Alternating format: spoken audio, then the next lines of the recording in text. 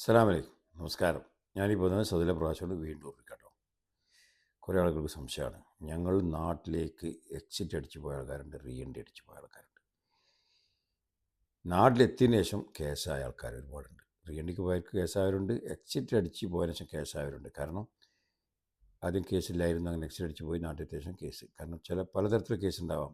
കൂടുതലും എക്സിറ്റ് അടിച്ച് നാട്ടിൽ പോയ ആൾക്കാർക്ക് ഇങ്ങനെ സ്പോൺസർ എക്സിറ്റ് അടിച്ച് നാട്ടിൽ പോയി. ചിലപ്പോൾ നിങ്ങൾ ആരെങ്കിലും കാശ് വാങ്ങിയതോ അതിൻ്റെ കാലാവധി കഴിഞ്ഞ ശേഷം കേസാക്കാൻ നാട്ടിൽ പോയതിനു ശേഷം കേസാക്കാറുണ്ടാവും.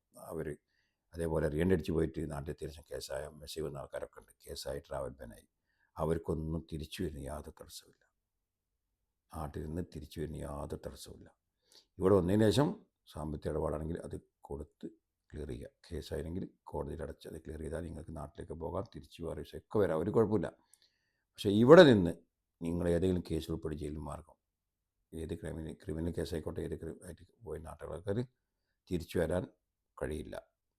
നാട്ടിലെത്തിയതിനു ശേഷം കേസായ ആൾക്കാർക്കൊക്കെ തിരിച്ചു വരാം. അതിന് എക്സിറ്റ് പോയതിനു ശേഷം കേസായ ആൾക്കാരാണ് ശരി, റീ എൻട്രി അടിച്ച് നാട്ടിൽ പോയ ആൾക്കാരും ശരി, തിരിച്ചു വരുന്ന യാതൊരു തടസ്സമില്ല. വന്നതിന് ശേഷം ഒക്കെ ക്ലിയർ ചെയ്തതിനു ശേഷം നിങ്ങൾക്ക് ഇവിടെ തുടരാം, നാട്ടിലേക്ക് റീ എൻട്രി അടിച്ച് പോകാം കേട്ടോ. ഏതാ കേസ് അനുസരിച്ചിരിക്കും. സാമ്പത്തിക ഇടപാടാണെങ്കിൽ എപ്പോൾ നിങ്ങൾ തിരിച്ചു വരാൻ കാശ് കൊടുത്തതിന് ശേഷം. മറ്റ് ക്രിമിനൽ കേസാണെങ്കിൽ ഇവിടെ വന്നതിന് ശേഷം തിരിച്ച് നാട്ടിലേക്ക് പോയിട്ട് വരാൻ പറ്റാത്ത അവസ്ഥയിലേക്ക് മാറും. കേസ് വെറുതെ ആരെങ്കിലും കേസാക്കൂല. കൊടുക്കാൻ തെളിവ് വേണം. തെളിവുകളാണ് മുഖ്യം. തെളിവുണ്ടെങ്കിൽ മാത്രമേ നിങ്ങൾ കേസാക്കാൻ പറ്റുള്ളൂ. മറക്കണ്ട. സംശയം വെക്കാം. അസ്സലാമു അലൈക്കും.